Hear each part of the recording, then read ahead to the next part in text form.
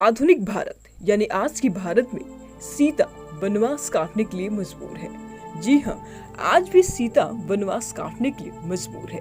छत्तीसगढ़ के कांकेर जिले के दूरस्थ वनांचल क्षेत्र में 95 वर्षीय सीता अकेली जिंदगी जीने के मजबूर है। इस महिला के पास ना तो आधार कार्ड है और न ही शासन की योजनाओं का इन्हें लाभ मिलता है। अब स्थानीय नेता और नागरिक सीता की मदद के लिए सामने आए हैं। आइए जानते हैं सीता की दुख भरी दास्तां।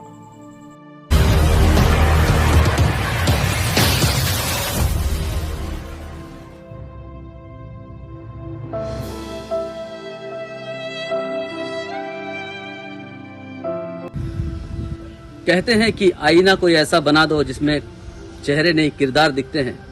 आज हम जानेंगे पुरुषोत्तम नगर की एक ऐसी कहानी जहां सीता लगभग 95 वर्षीय है। हम मेरे पीछे जो आप एक घर देख रहे हैं, इस घर में किसी के लकवा मारने पर उन्हें आज से 20 साल पहले यहाँ पे लाया गया था। आज वो यहाँ से ठीक होकर चली गई है और जो सीता है जिनका कोई नहीं है, वो आज वनवास जैसा काट रही है, अकेले एक गौशाला में अपनी जिंदगी काट रही है। आइए हम देखेंगे और उनसे बात करेंगे और जानेंगे उनकी दुख भरी दास्तां। हम सभी ने माता सीता के वनवास की कहानी अपने बड़े बुजुर्गों से सुनी थी, लेकिन आज के आधुनिक युग में एक सीता वनवास काटते नजर आ रही है। ये कहानी नहीं, हकीकत है। कांकेर जिले के परलकोट पखांजूर के पुरुषोत्तम नगर PV 40, जहां सीता नाम की एक 95 वर्षीय महिला जंगल झाड़ी के बीच टूटे फूटे गौशाला में अपनी जिंदगी बिताने को मजबूर है। इस बुजुर्ग सीता को आज से 25 साल पहले एक घर में काम पर रखा गया था, जहां उस परिवार की एक महिला लकवा यानी पैरालिसिस से ग्रसित थी, जिसके देखभाल और सेवा के लिए सीता को लाया गया था। सीता की सेवा और डॉक्टरों की दवाई से महिला ठीक होकर अपने परिवार के साथ पक्के मकान में चली गई और सीता को वहीं छोड़ दिया गया। जिस घर में सीता रहती थी, अब वो घर पूरी तरह से जमींदोज हो गई है और अब 95 वर्षीय बुजुर्ग महिला सीता अकेले ही इस टूटे घर के बगल में बने गौशाला में अपना दिन काट रही है। आपको बता दें कि सीता का ना कोई आधार कार्ड है, ना कोई शासकीय योजनाओं का उसे फायदा मिलता है। बढ़ती उम्र की वजह से सीता को आंख में भी कम दिखाई देता है। गौशाला के आसपास कोई शौचालय तक नहीं है, ऐसे में उसे खुले में ही शौच के लिए जाना पड़ता है। इस जंगल झाड़ी में आवारा कुत्ते और सांप बिच्छू का खतरा भी बना हुआ है। आज सीता अपनी जिंदगी से इस हाल पर है, लेकिन वह डरती नहीं, बस उनकी निगाहें अब किसी की मदद के लिए टिकी हुई है। ये बहुत पहले ये घर के जो औरत था उनको लकवा हो गया था, इनको देखने के लिए इनको लाए थे, लेकिन बहुत साल से 20-25 साल से ये 40 नंबर में रहते।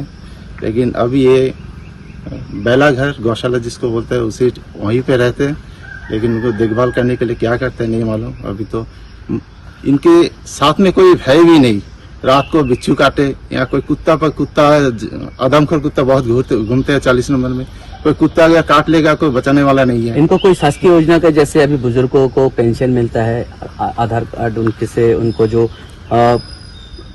चावल मिलता है, ऐसे किसी योजना का फायदा मिला है? नहीं, कोई फायदा नहीं है। ऊपर से इनका खाने पीने का ध्यान, उन लोग चावल दे जाता है, पकाने का कुछ दे जाता है, वही पका के खाता है। इनका हालत तो पकाने का भी नहीं है, ऐसा हालत है इनका, इतना उम्र हो चुका है। यहाँ पे अगर खाने पीने का सामान उन लोग अच्छी तरह से पहुँचा रहे तो उनको घर के उन लोग खुद यहाँ पर रहते हैं। इतने साल देखभाल के बाद इनको क्यों फेंक दिया गया यहाँ पे? ये तो वही बता पाएंगे, आप उनसे बात करिए। लेकिन यहाँ पे खाने पीने का सामान पहुँचा रहे हैं, मान लेते हैं, लेकिन रखने का भी व्यवस्था उनको करना चाहिए। उन लोग जहाँ पे रहते हैं इनको भी यहाँ अच्छे से रखना चाहिए, क्योंकि खाने पीने की बड़ी चीज नहीं है, जान की बचाव भी बड़ी चीज होता है। NCI के जिलाध्यक्ष अभिक भट्टाचार्य ने शासन प्रशासन से हर मुमकिन सीता को मदद करने का आश्वासन दिया। देखिए, बहुत ही दुखद विषय है। निश्चित रूप से मीडिया के माध्यम से मुझे जानकारी मिली है और इस बात को हम प्रशासन के सामने रखेंगे, शासन के आला अधिकारी के सामने रखेंगे और जल्द से जल्द जो बुजुर्ग वृद्ध महिला है उनको सहायता एवं जो मूलभूत मदद है पहुंचाने की कोशिश करेंगे और मैं भी इसके लिए प्रयासरत। देखिए, ये तो बहुत ही निंदनीय है, क्योंकि परिवार के लोग को भी उनका सहायता करना चाहिए। आज के इस युग में ऐसा बर्ताव किसी मानव सभ्यता पर बहुत बड़ा तमाचा है और मैं चाहता हूं कि निश्चित रूप से इस वृद्ध महिला को हर संभव मदद मिले और जल्द से जल्द इनके परिस्थिति में बदलाव किया जाए। रफ्तार मीडिया के संवाददाता मिथुन मंडल ने जब बुजुर्ग असहाय सीता से बात की, उन्होंने अपनी व्यथा बंगाली में सुनाई। सीता को हिंदी भी नहीं आती, वो बंगाली में ही जवाब दी।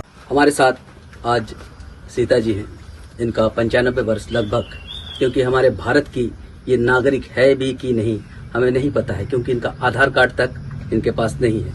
और आज ये गौशाला में अपनी जिंदगी काट रही है। मैं आपको दिखाना चाहूंगा कैमरामैन से, ये इनकी परिस्थिति है और एक गौशाला जैसा है। और ये बुजुर्ग महिला जो है ये ऐसी अपनी जिंदगी काटती है, इनका कोई भी नहीं है। क्या नाम है माता जी आपका? सीता माजी। सीता माँ जी। अकेले रहते हैं यहाँ पे? हाँ? अकेले रहते हैं? क्या कैसे करते हैं यहाँ पे? कैसे स्थिति है आपका? कोई नहीं है? बुझी बांग्ला आपका कोई है क्यों আছে আপনার? আমার এই রাই আছে। क्यों नहीं? कोई नहीं है आपका? আছে এরাই নিয়ে এসে রাই আছে। আমি তো এখানে আজ আছি। यहाँ डर लगता है? নেই এখানে ডরটা কিছু না লাগে। ऐसी ही जिंदगी काट रहे हैं आप। बंगला भाषी हैं, हिंदी नहीं बोल पाती। इनका कहना है अब जिंदगी से डर नहीं लगता है इनको, क्योंकि अब जिस कगार पे हैं इनको सिर्फ मौत की आस है। इनकी परिस्थिति अच्छी नहीं है। शासन से गुहार लगाती है कि उनकी कुछ मदद हो जाए। इनकी ऐसी हालत के बारे में ना तो ये खुद बता पाए और शायद ना ही कोई जानता है। लेकिन जो भी हो, स्थिति निंदनीय है। हम भारत में भले ही बड़े बूढ़ों की सम्मान की अपनी सांस्कृतिक समझदारी पर इतराए, पर सच यही है कि असली जीवन में इसका आचरण हम कम ही करते हैं। परिवारों में संपत्ति या अन्य विवादों की वजह से बुजुर्गों के साथ खराब व्यवहार करने की खबरें हमें चौंकाती नहीं है। हालत इस हद तक बिगड़ चुकी है कि समाज में भी उन्हें दुर्व्यवहारों का सामना करना पड़ रहा है। उम्रदराज लोगों की देखभाल करने वाली संस्था यानी हेल्पेज इंडिया के ताजा सर्वेक्षण के अनुसार 44% बुजुर्गों ने सार्वजनिक स्थानों पर अपने साथ हुए बुरे व्यवहार की बात कही, जबकि 53% का मानना है कि भारतीय समाज बूढ़ों के साथ भेदभाव करता है। करीब 64% का कहना है कि बुजुर्गों को अपमानित कर बच निकलना आसान है। बड़े दुर्भाग्य की बात है कि बेंगलुरु जैसे आधुनिक और समृद्ध शहर में 70% बुजुर्गों ने रोजमर्रा के जीवन में खराब व्यवहार का सामना किया है। हैदराबाद, भुवनेश्वर और चेन्नई का हाल भी कोई बेहतर नहीं है।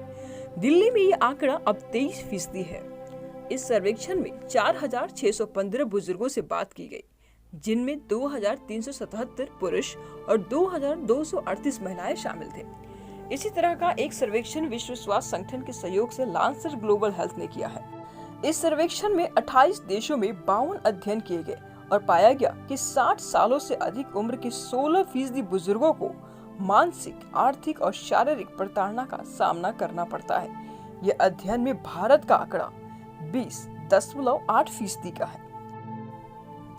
पहले के सर्वेक्षणों की तुलना के आधार पर दोनों ही रिपोर्टों में कहा गया कि बुजुर्गों से दुर्व्यवहार की प्रवृत्ति बढ़ती जा रही है। ये भी चिंता की बात है कि सामाजिक और सरकारी स्तर पर इस गंभीर संवेदनशील समस्या पर समुचित ध्यान नहीं दिया गया है। पिछले साल मई में स्वास्थ्य मंत्रालय ने विश्व स्वास्थ्य संगठन द्वारा तैयार एक संबंधित योजना को अपनाया है। इस संदर्भ में हुई प्रगति का आकलन भी अभी बाकी है। देश और समाज के रूप में हम अपनी शैक्षणिक समझ और आर्थिक क्षमता को निरंतर बढ़ा रहे हैं, लेकिन ये भी सोचा जाना चाहिए कि क्या उसी गति से हमारी संवेदनाएं भी मजबूत हो रही है। बुजुर्गों की मुश्किलों के साथ अपराध, भ्रष्टाचार और हिंसा को भी जोड़ दे तो निष्कर्ष यही निकलेगा कि हमें बड़ी गंभीरता से आत्ममंथन करने की जरूरत है। हमारा वर्तमान इन बुजुर्गों की मेहनत और लगन की नींव पर ही खड़ा हुआ है। ऐसे में उनसे सम्मान पूर्वक व्यवहार करना मानवीय नैतिकता है, जो हमारे सामाजिक मूल्यों में प्राथमिकता से शामिल होना चाहिए। उम्मीद करते हैं कि आपको हमारी जानकारी बेहद अच्छी लगी होगी। जानकारी अच्छी लगती है तो वीडियो को लाइक करें, वीडियो को शेयर करें, चैनल को सब्सक्राइब करें and press the bell icon ताकि आपको हमारी हर अपडेट्स मिलती रहे। मिलते हैं नए अपडेट्स के साथ, तब तक के लिए हमें दीजिए इजाजत। नमस्कार।